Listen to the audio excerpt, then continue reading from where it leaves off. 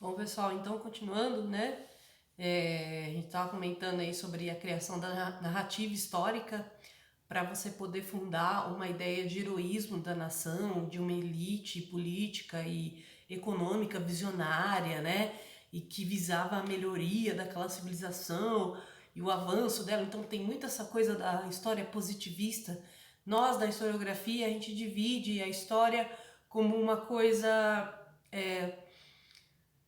Assim, na verdade, com três fatores, né? O primeiro fator é aquela história inicial, que era uma história mais não oficial, vamos dizer assim, mas que não quer dizer que não teve seu papel relevante ali, mas quase sempre muito focada nos fatores mais religiosos, muitas vezes, do que de fato históricos, né? E aí a gente vai ter a história positivista, que vai ser um pouco mais científica, né? Ela vai ser mais focada em fatos, porém ela vai ter uma visão de evolução da história, né?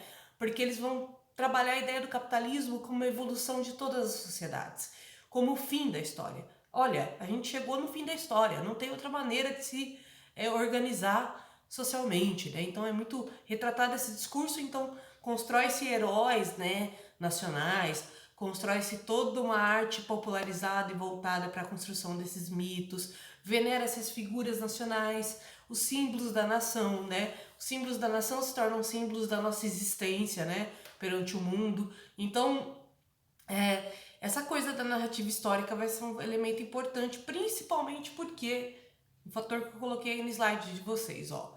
Além disso, segundo o historiador Benedict Anderson, a queda do pensamento religioso proporcionada pelo iluminismo liberal gerou um vazio preenchido pelo nacionalismo.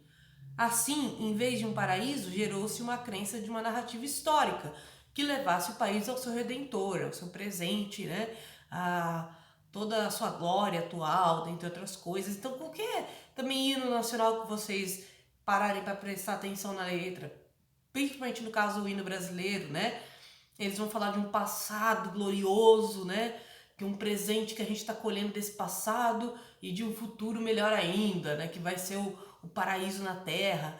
Então cria-se a mesma crença religiosa que tinha-se de que o fim da vida, de que pós-vida você teria o paraíso, né? Caso você fosse uma boa pessoa, se sacrificasse, né? E tudo mais lá no feudalismo, vai se criar essa crença, só que agora em vez de pela religião, pela nação, né? Então o nacionalismo ele cria uma espécie de doutrina, porque acaba se tornando uma coisa religiosa, né? Os valores que você cria sobre essa nação acabam se tornando valores inquestionáveis, né? Qualquer pessoa que questiona esse valor é visto como inimigo, como uma pessoa que questiona o valor religioso, né? Então acabam levando esse fator doutrinatório aí, né? Um fator importante, porque nem todo tipo de ideia política automaticamente é uma doutrinação, tá, galera? Então, não é qualquer coisinha que você encontra no mundo aí das ideias que você fala, isso é doutrinação. Na verdade, a gente pode dizer que tudo tem uma ideologia, sim, que é uma ideia por trás. Mas, além dessa ideia por trás, a gente tem que prestar atenção na maneira que ela é aplicada, né? Como ela. A que essa ideia, qual é o fim dessa ideia também? Não simplesmente pelo fato de ter uma ideologia, automaticamente é uma doutrina, né? Então, no caso aqui, assim como uma religiosidade converte seus fiéis, muitas vezes doutrinando eles, né, fazendo eles irem semanalmente para ouvirem a palavra da igreja, né? Aqui se tem uma doutrinação da nação, dos símbolos nacionais, da elite que dominou essa nação, da história dessa elite, e por isso cria-se essa narrativa, né? Só que é engraçado, não existe trabalhadores dessa narrativa. É como se o mundo fosse construído pelos faraó, pelos líderes de Estado, como se tudo que está à nossa volta fosse parte disso, né? É quase um absoluto. Gente, se vocês pensarem bem, para pensar, olha a história da humanidade como um bagulho é louco. Caiu o absolutismo na Europa e começou uma ordem liberal. Essa ordem liberal manteve alguns fatores do absolutismo, algumas estruturas sociais. Porém, ela negava certos fatores abusivos dessa estrutura absolutista, né? Que é um abuso do Estado no sentido do controle populacional. Mas o que está acontecendo? As aristocracias estão querendo reordenar essas nações para estabelecer novamente um Estado autoritário, um Estado que vai invadir o dia a dia das pessoas, não vai beneficiar eles socialmente, mas que vai criar uma vigilância sobre essas populações. E, ao mesmo tempo, um Estado que controla tudo, o pensamento da população, né? Os valores da população, igual era no absolutismo. Tá dando para entender porque algumas burguesias se oporam a isso, apesar de muitas burguesias terem se adaptado a isso, né? Muitas burguesias preferiram se adaptar ao nacionalismo até porque era vantajoso para eles, né? É melhor que os valores dos trabalhadores, com valores no sentido de esquerda, né? A consciência de classe, ou o que a gente chama de politização dos trabalhadores, não chegasse. Era melhor eles serem politizados pela doutrina nacionalista. Por isso que, então, para essas burguesias era necessário o nacionalismo. Tornavam-se trabalhadores dóceis, né? Trabalhadores que tinham medo da autoridade do Estado e que, ao mesmo tempo, acreditavam que sacrificar-se ali na linha de produção era sacrificar-se para a nação. Fazendo paralelo com a Idade Média de novo. Na Idade Média não diziam para os camponeses que eles tinham que trabalhar daquela maneira porque aquilo foi uma ordenação divina, né? E que toda a sociedade feudal era baseada na tríade divina, né? Então eles eram a base da pirâmide, dessa tríade. Então dava-se um valor especial, celestial para o trabalho daquele trabalhador, para ele não entender as relações de exploração que ele estava sofrendo. Bom, agora no capitalismo vai ser aplicada a mesma ideia, mas de uma outra maneira, como o historiador genial, né, o Anderson falou anteriormente, ele apontou esse fato de que essas doutrinas religiosas foram substituídas. Então, quando você substitui o pensamento da doutrina com o pensamento do trabalho em sacrifício pela nação, você substitui um valor religioso do trabalho por um valor nacional. Entendeu? Espero que sim, né? Espero que eu tenha sido clara. Porque eu falo um monte, depois eu fico pensando, putz, será que a pessoa tá entendendo? Mas enfim, aí vem o slide nação como invenção, tá? Segundo o historiador Ernest Gilder, nacionalismo não é o despertar da nação para a autoconsciência. Ele inverte, ou ele inventa as nações onde não existem. As nações são comunidades imaginadas, onde cria-se um espírito nacional unificador em torno da pátria. Foi o que eu acabei de explicar, né? A questão é, quais grupos obedecem aos interesses da pátria? É possível, então, aí dizer que o interesse nacionalista representa todos? O papel da escola era determinante para criar elementos unificadores da nação, bem como a invenção das tradições, ou seja, o papel da educação. Se antes a educação era religiosa, a educação agora vai ser nacionalista, tá? Parece uma coisa que aconteceu recentemente? Não sabemos, fica aí o questionamento. Assim, toda a educação girava em torno da exaltação nacionalista. E aí, desde criancinha, a criança vai aprendendo os valores nacionalistas. Por um lado, a educação realmente tem que transmitir sobre a nação em volta, em torno da criança. Ela tem que aprender mesmo os elementos básicos da nação. Isso é essencial para a sobrevivência dela. Se a educação é para preparar para a sociedade, como foi feito ali no Iluminismo de Rousseau, então ela vai preparar a criança para entender como que é a sociedade que ela vive. Mas nisso, não era uma educação feita para reflexão, como eu acabei de fazer agora, no sentido iluminista. Era uma educação doutrinatória mesmo, tipo, de muita exaltação ao nacionalismo, muita exaltação às elites nacionais, muita exaltação aos imperadores, né? Então, era uma educação que não ensinava a refletir. E nesse sentido, acabava sendo uma educação falha, né? Sem contar que nessa época, galera, estudava quem podia, né? Não era as escolas não tinham critério de educar a todos. Não era obrigatório você ir à escola, por exemplo, né? Então, mulheres, por exemplo, né? Não preciso nem falar, né, galera? Se mulheres eram proibidas de estudar, mesmo quando elas forem, elas tiverem o direito de estudar, muitas famílias vão proibir. Como dependia da família, muitas vezes ela não estudava. Ou estudava até a 4ª série só, né? Então, assim, gente, parece muito bonito no papel, mas na prática era uma educação extremamente excludente, né? E eram poucas as pessoas que tinham acesso, infelizmente. Tanto que a luta do professorado para o acesso à educação começa aí, né? No Brasil, na história do Brasil. A gente vai ver muitos professores criando escola, vai ter casos de criadores de universidades. Se vocês quiserem, estudem, por exemplo, a história da USP, tá? Então, assim, isso não quer dizer que os professores concordam com isso na época, né? Eles concordam que a educação é uma coisa exclusiva e que só tem que educar pelos valores da nação, né? Eles já tinha-se uma crença que a educação era uma forma de transformação social. Essa crença vai ficando cada vez melhor, até chegar na sua máxima aí do Paulo Freire, né? Mas enfim, isso é história para outra aula, né? Assim, fugindo das propostas de educação crítica política, que foi o que eu expliquei, da Revolução Científica e francesa, no caso, tá? Além do mais, a educação também tinha que fazer a pessoa ser pensante, né? Segundo os ideais do Rousseau.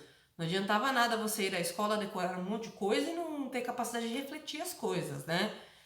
Enfim, acabou que virou uma história de uma educação industrial, onde a criança tinha um horário para entrar, um horário para sair, um horário para comer, e aí ela aprendia como que era uma rotina de trabalho, ela tinha que fazer as operações básicas porque ela precisava fazer isso no trabalho. Então era uma educação muito voltada para a técnica industrial, tá? Então, história e sociedade. Os historiadores tinham o papel de exaltação dos heróis da pátria, que eu já expliquei, sendo assim também ressaltava o individualismo e a ideia de mérito, porque não era uma nação toda se movendo em prol da libertação de uma situação de dependência, é o líder que conduz a nação para aquilo. Então você tira o povo do protagonismo histórico e coloca um líder, né? E coloca um personagem histórico de relevância da época, né? E verdade que seja dita, meus queridos, nada foi conquistado individualmente na história, né? Por isso que acaba, muitos historiadores criticam, é assim, uma coisa que é muito criticada na história, na historiografia, principalmente quando se trata de história do Brasil, né? É essa ideia individualista de história, de acreditar que tudo foi fruto de um líder ou de alguém que esteve lá no poder e fez e aconteceu, e na verdade isso anula todo o histórico de luta da sociedade civil. E isso faz a gente ter uma cegueira contra a nossa própria nacionalidade. Olha que doideira, né? Porque a gente não sabe quantos Brasis existem dentro desse Brasil, né? A gente sabe uma versão dele ou duas no máximo aí. Às vezes a segunda até muito deturpada pela primeira. Mas a gente tem uma população que, muito diferente do que as pessoas dizem, não é uma população conformista e despolitizada, totalmente bestializada, né? É uma população que ao longo da história construiu muita coisa, né? Então, quando você não consegue enxergar quem construiu essas coisas, essas coletividades, você encaixa o personagem histórico. Por isso que vira narrativa histórica, que dá uma ideia de herói. Exemplo, Princesa Isabel, né? Como uma heroína da história do Brasil, porque ela assinou a Carta de Abolição da Escravatura, mas todos os movimentos dos negros escravizados e livres, e que teve até relevância internacional da época, né? Casos como o do Luiz Gama, que fizeram coisas assim incríveis em prol da libertação dos negros, de advogado aí no caso que libertava os negros através de ações judiciais, porque ele tinha o conhecimento das leis. A gente não fica sabendo de nada disso, dá a impressão que a Princesa Isabel que foi bondosinha, não teve nada desse movimento da sociedade. A impressão é que passa dessas narrativas é que o povo é omisso, o povo é extremamente passivo e é um povo preguiçoso, que não tem vontade política, né? E na história a gente tem muita dissidência, por isso que eu falei, tem sim as pessoas que são assim, de fato, mas o que a gente tem no Brasil são vários Brasis, a gente não tem uma visão unificadora, assim, de olhar para a história do Brasil e falar, não, só tem um tipo de brasileiro, né? Não tem. É um trabalho, inclusive, monumental para a gente entender todas essas brasilidades, né? Então, olha só.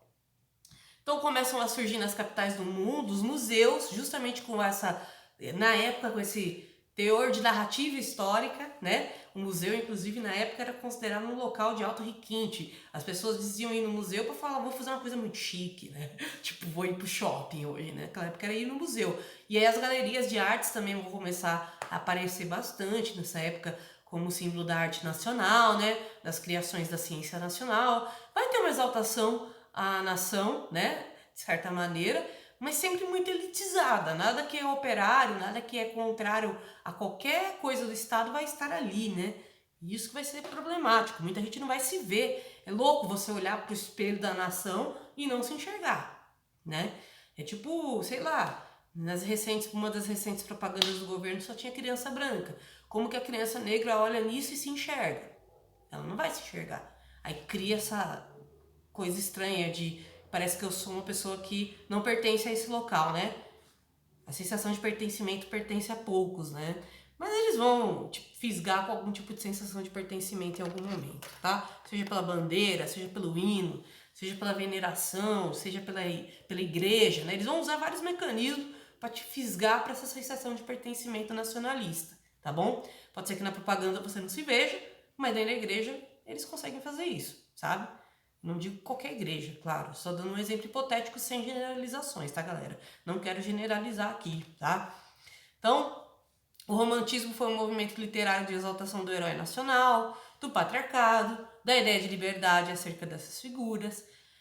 Censos, mapas, foi tudo criado para ter um grande controle do território e informações precisas sobre a demografia e características humanas e naturais.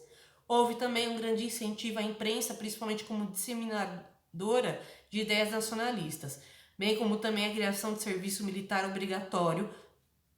Esse ponto é importante. Se eu tivesse com o caderno aí, eu anotava. Serviço militar obrigatório para quê? Para quê? Para pensar. Se estava todo mundo sendo unificado pelos símbolos nacionais, pelo imaginário, pela cultura, né, pela educação, para que o serviço militar obrigatório? Vamos ver. Então, olha só. Esse fator é determinante para o estendimento da relação estreita entre nacionalismo e militarismo. Primeiro porque o militarismo cria uma hierarquia de extrema obediência. Você não vai para o exército para ser contra os valores do exército, que são os valores nacionais, né? Na visão dos militares. E quando você faz isso, você é expulso. Não existe diálogo com esse tipo de hierarquia nacional, né? Outra coisa, se você não consegue emprego na indústria, vai virar militar, né?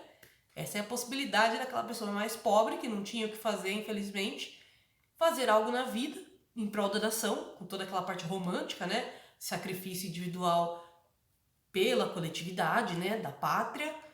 E aí você, ao mesmo tempo, está servindo ao Estado diretamente. Numa hierarquia que você não pode se opor, nem reclamar. Muito menos fazer greve, né? Mecanismos de dominação do nacionalismo. Então, olha só. O romantismo é caracterizado pelo individualismo, ressalta os valores emocionais, desculpa, gente, do ser na sua história privada. Inicialmente, apenas uma atitude, um estado de espírito. O romantismo toma mais tarde a forma de um movimento e o espírito romântico passa a designar toda uma visão de mundo, centrada no indivíduo. Os autores românticos voltam-se cada vez mais para si mesmos, retratando o drama humano, amores trágicos, ideais utópicos, desejos de escapismo. No século XVIII foi marcado pela objetividade, pelo iluminismo e pela razão. No século XIX seria marcado pelo lirismo, pela subjetividade, pela emoção, pelo eu. Tipo novela, né? Se a gente for analisar a novela, parece que os principais fatos políticos que aconteceram naquela época nem aconteceram, porque você fica preso dentro de uma visão individualista das coisas, né? E aí você também já aproveita e reproduz a ideia de patriarcado, de família patriarcal, né? Cria-se essa coisa da instituição da família. Então, dessa maneira, tudo que não deu certo na vida do herói romântico pertence a ele mesmo, né? O fracasso pertence a ele mesmo.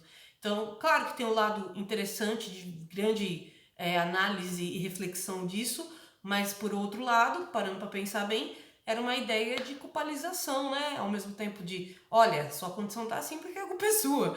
Olha, se você não tem família, a culpa é sua. Se você foi abandonado pela sua, a culpa é sua. Se você não fez nenhum sacrifício grande na sua vida, você não viveu, né? E o que está acontecendo lá fora, na nação, não interessa. O que acontece dentro de você é mais interessante, né? Então, parece que tem uma bolha, né, em volta do herói romântico, uma coisa interessante aí. Então, a imprensa teve o papel de formar opinião. E eu não preciso nem falar isso. Até hoje a imprensa forma opinião, galera. A imprensa ela é muito poderosa nisso. E quando a opinião muda, ela muda junto com a opinião. Pra não perder aquela possibilidade, né? De ter uma conexão com você. Nossa, a imprensa vai ser extremamente formadora de opinião. Inclusive, o fato que vai chegar até a imprensa vai ser o fato debatido pela sociedade civil, né? Sendo assim, a imprensa, ela controla formas de comportamento social. Uma vez que, se ela libera um assunto aqui e a sociedade reage aqui, essa reação social da sociedade é comportamento. é manipulação de comportamento. Então a imprensa, quando ela quiser, ela vai impor uma moda. Assim, quando ela quiser, ela vai impor um pensamento político hegemônico, né? Que coisa, né? Nem parece que até hoje é assim. Da mesma maneira, ela também foi definidora de pautas debatidas pela sociedade, tá, meus queridos? Então, vocês vão fazer a leitura aí das pautas nacionalistas de 1830 a 1848, tá? E vão fazer os exercícios dessa aula. Pessoal, um beijo, meus queridos. Espero que vocês estejam bem.